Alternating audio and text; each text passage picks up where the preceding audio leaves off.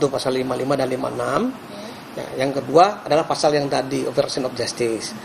Yang kami terima itu ada 7 tersangka termasuk FS, ya, yaitu tersangka IW, AN, ya, HK, BW, CP, dan ARA. Menurut mantan Hakim Agung Gayus Lumbun, jerat Undang-Undang ITE terhadap Ferdy Sambo sudah tepat. Malah menurut Gayus, ada satu lagi pelanggaran yang dilakukan Ferdy Sambo, yakni menyuap pejabat negara, yakni petugas Lembaga Perlindungan Saksi dan Korban. ITE itu di pasal 32 itu ancaman hukum cukup berat, itu 9 tahun ya. Nah, jadi ini juga merupakan tambahan dari kumulatifnya dakwaan yang satu persatu. Saya juga akan menambahkan satu lagi mengenai dakwaan berikutnya tentang tipikor. Nih, undang-undang tipikor itu di sana kan pernah disebutkan adanya amplop yang diberikan kepada LPSK, bahkan karena ancaman hukumannya cukup berat juga ini, usaha penyuapan ya, bukan gratifikasi, ini penyuapan karena yang bersangkutan pemberi bukan penerima, walaupun petugas negara tapi dalam status memberi, jadi suap ya. Suap dalam Undang-Undang Tipikor di 3199 ini memang cukup berat. Ini perlu didalami. Isu ditemukan uang itu juga merupakan bagian dari isu suap yang tentunya harus dibuktikan dikaitkan dengan laporan kekayaan sebagai pejabat negara. Dengan berlapisnya pasal yang dikenakan, Gayus yakin hukuman untuk Ferdy Sambo maksimal.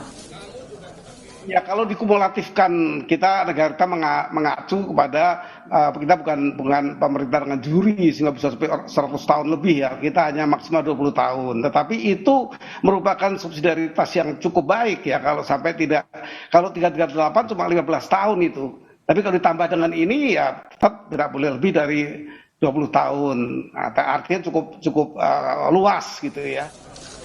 Sementara itu, pasca mengubah kesaksian di berita acara pemeriksaan, Brigadir Kepala Ricky Rizal menimbang untuk mengajukan diri sebagai justice kolaborator.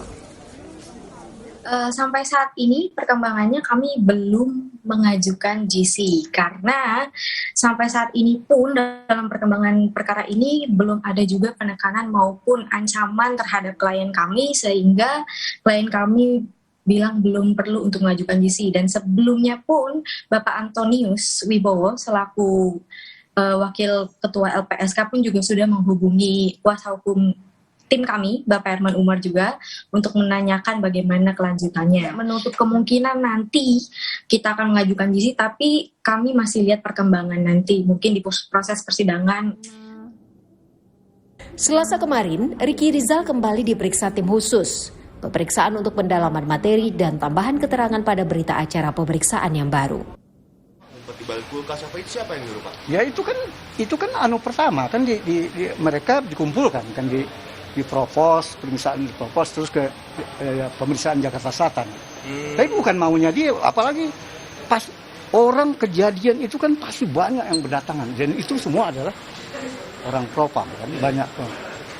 Mana mungkin dia berdaya mau menyatakan kebenaran apa gitu. Dan pasti dikumpulkan mereka, kemudian baru diperiksa satu-satu. Kini, selain kasus perintangan penyidikan, yang ditunggu adalah berkas yang lengkap untuk kasus pembunuhan Brigadir Yosua. Berkas dikembalikan kejaksaan dan masih diperbaiki tim khusus Polri. Tim Liputan Kompas TV.